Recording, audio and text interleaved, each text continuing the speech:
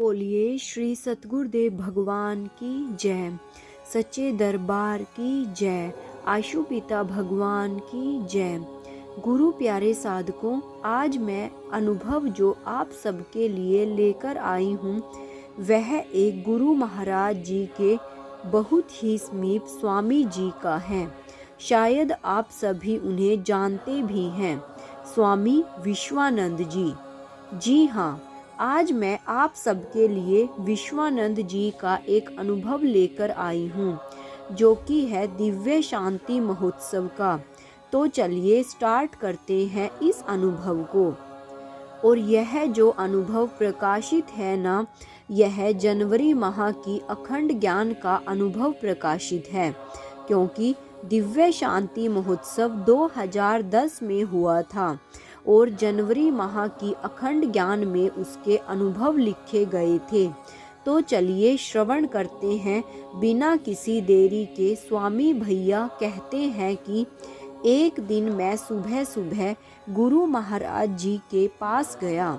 उन दिनों दिव्य शांति महोत्सव आयोजन की चर्चा आरंभ हुई थी और उस दिन गुरु महाराज जी ने दिसंबर 2009 में लुधियाना में हुए दिव्य उद्बोधन कार्यक्रम के बारे में कुछ प्रश्न पूछे।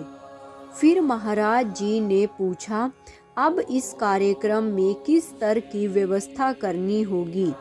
मैंने कहा कि महाराज जी 2-3 गुना ज़्यादा ही करनी होगी। महाराज जी बोले, नहीं नहीं, यहाँ 2 गुना संगत थोड़ी ना आएगी, यहाँ तो कई गुना ज़्यादा संगत आएगी। मैंने कहा, फिर तो गुरु महाराज जी धन की तो बहुत बड़ी समस्या है, क्योंकि हमारे पास तो धन का अभाव है। यह सुनकर गुरु महाराज जी गंभीर हो गए। मैं भी निराश मन से महाराज जी के कमरे से बाहर आ गया। मन में उथल पुथल मच गई कि हम गुरु महाराज जी की इच्छा को पूरा करने में असमर्थ हैं। बार बार वह दृश्य मेरे सामने आ रहा था कि कैसे कार्यक्रम संबंधी बात करते हुए गुरु महाराज जी के चेहरे पर एक अलौकिक दिव्यता तैर गई थी। उनके अंदर मुझे जनमानस के लिए करुणा और कल्याण के भाव नजर आ रहे थे। मैंने यह सारी बात अन्य प्रचारक भाइयों के साथ साझा की, पर अफसोस हमारे पास सामर्थ्य नहीं था कि हम गुरु महाराज जी को उनकी करुणा लुटाने के लिए पृष्ठभूमि तैयार करके दे सकें। महाराज जी के संकल्प के आड़े आ रही थी। हमारी असमर्थता ने हम सबको उदास कर दिया था। आज हम अपने आप को उतना ही लाचार महसूस कर रहे थे जितना एक बादल किसी भूमि पर बरसने को तैयार खड़ा हो और अचानक कोई आकर उस जमीन पर तंबू गाड़ दे। आप समझ सकते हो कि ऐसी हालत में बादल अपना ठंडक भरा नीर उस भूमि को प्रदान नहीं कर सकता। परंतु इस निराशा से बाहर निकलने के लिए हमें गुरुदेव के श्री वचन स्मरण हो आए, जो वे अक्सर उच्चारित करते थे कि ईश्वर अपने साथ है तो डरने की क्या बात है, सदा सफलता हमारे साथ है, जब हमारे हाथ में उसका हाथ है। बस इसी के साथ सबके अंदर गुरु महाराज जी की इच्छा को पूरी करने की एक इलाही स्पंदन भर गया। एक सुर में बोले, अगर धन का अभाव महाराज जी के निर्देश में रुकावट बन रहा है तो हम घर घर जाकर धन मांगेंगे, कहीं से भी कर्ज ले लेंगे, परंतु इस समागम को हर हाल में हम अंजाम देंगे। हम गुरु महाराज जी के इस संकल्प को पूरा करने के लिए हर संघर्ष में से निकलने को तैयार हैं, हर कष्ट को सहने को तैयार हैं। और एक साथ उठे और इन शब्दों ने उस मार्ग को दिखा दिया कि जिस पर हमने कदम दर कदम बढ़ाना आरंभ किया। मैंने सुना था कि कई बार अनुभव भी किया था कि सतगुरु अपने मुख से जब शब्द उच्चारित करते हैं तो दैवीय शक्ति सृष्टि का कण कण संयोग करने को ललाहित हो उठता है। पर इस आयोजन में तो इसे मैंने प्रत्यक्ष होते देखा। जैसे ही समागम की रूपरेखा तैयार हुई तो महाराज जी की कृपा से हमें हर ओर से सहयोग मिलना आरंभ हो गया। सच में जितना बड़ा लक्ष्य होता है ना, उतना ही बड़ा संघर्ष होता है, पर उतनी ही ज़्यादा कृपा भी होती है। हम इस बात को जानते हैं कि अप्रत्यक्ष रूप में से हर परोपकारी के पीछे वह अलौकिक सत्ता ही काम करती है। इंसान तो मात्र उनके हाथ की कठपुतली हुआ करते हैं। संपूर्ण तैयारियां हो चुकी थी और वे दिन भी आ गया जब संगत हर्षो उल्लास से नूरमहल आश्रम में आने लगी। मुझे बहुत खुशी हुई जब गुरु महाराज जी के शिष्यों का विशाल समूह समुद्र की भांति दूर दूर तक लहरा रहा था। एक लघु विश्व नूरमहल की जमीन पर हिलोरे ले रहा था। मैं महाराज जी की कृपा को उनकी आंखों में आशीर्वाद के लिए उठ रहे हाथों में साफ देख रहा था। उस दृश्य का वर्णन करना कठिन है, जहां अनंत भक्ति भाव लिए थे और सतगुरु उनकी कृपा का आशीष लुटा रहे थे।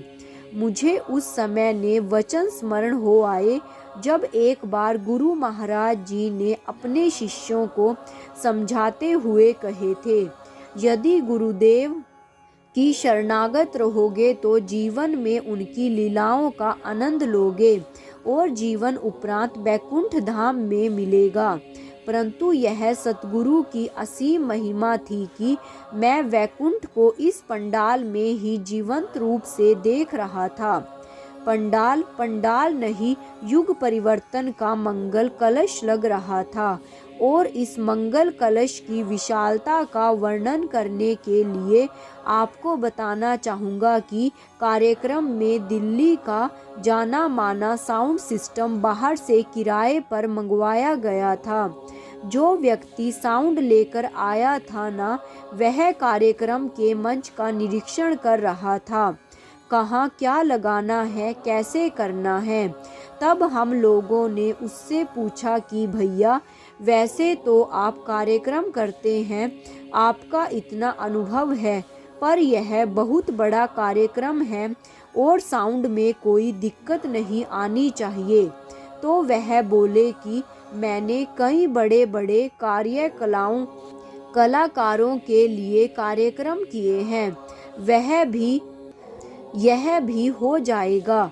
लेकिन जब हम मंच से उतरकर पंडाल से होते हुए मेन गेट की ओर जाने लगे तो वह चलते चलते थक गया और बोला, स्वामी जी, यह तो मेरी सोच से भी कई गुना बड़ा पंडाल है।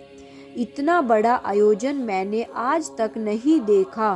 प्लीज़ मेरे लिए पानी मंगवा दो और गेट तक जाने के लिए गाड़ी भी। मैं मुस्कुरा रहा था क्योंकि यह सिर्फ उनके शब्द नहीं थे। जिन्होंने भी पंडाल देखा उन सभी के मुख पर पहला वाक्य यही था, इतना विशाल पंडाल।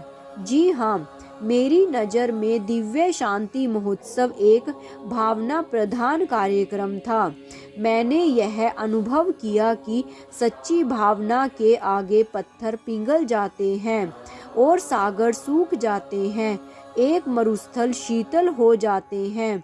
यही इस कार्यक्रम की सफलता है, जहां भावना के समक्ष सभी असमर्थताएं छोटी होने लगी। सब कार्य भावनाओं से पूर्ण हुए, केवल धन से नहीं, भावनाओं के इससे अति विशाल गुलदस्ते से एक भावना रूपी पुष्प आपसे साझा करना चाहूँगा। जब महाराज जी ने संगत को आश्रम दर्शन की आज्ञा दे दी, तब मैंने जो नज़ारा देखा उसने मुझे भीतर तक भिगो दिया।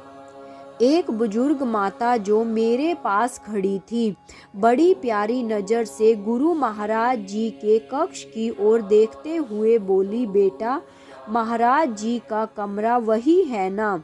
मैंने कहा हाँ। तो वह माता कमरे की ओर दंडवत प्रणाम करके रोने लगी। उठते हुए उसने भूमि पर से चुटकी भर मुट्ठी उठाई और अपने माथे पर लगाते हुए बोली, आज मेरा जीवन सफल हो गया। जब से ज्ञान लिया है तब से बहुत इच्छा थी कि एक बार इस भूमि का दर्शन कर लूं, जहां गुरु महाराज जी रहते हैं।